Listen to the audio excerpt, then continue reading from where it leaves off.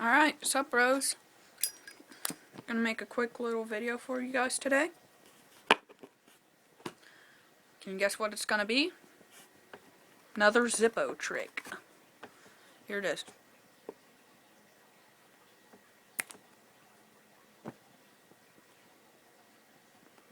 Steal the flame, give it back.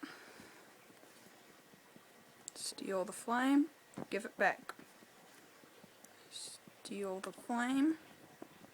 It came back. Steal the flame. Ah, crap. Once it gets a bit too hot, it's difficult to do. Steal it. Ah, crap.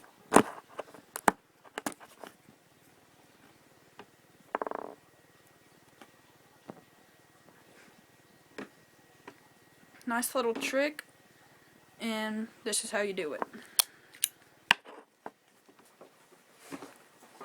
First,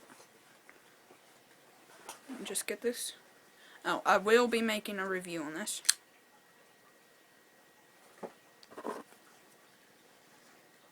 Straighten my wick again. There. See, in the chimney there?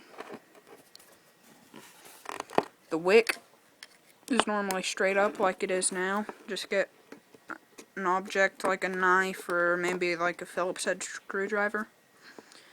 You're gonna want to just push it over to where it's almost at like a 45-degree angle or so. Then when you light it, I'm not gonna do it again because that burnt my fingers, but basically whenever crap, you do that, there's still a flame. Ah, crap.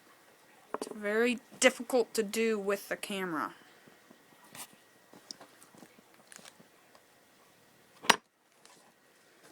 Ah, crap. Horrible video quality. I do apologize.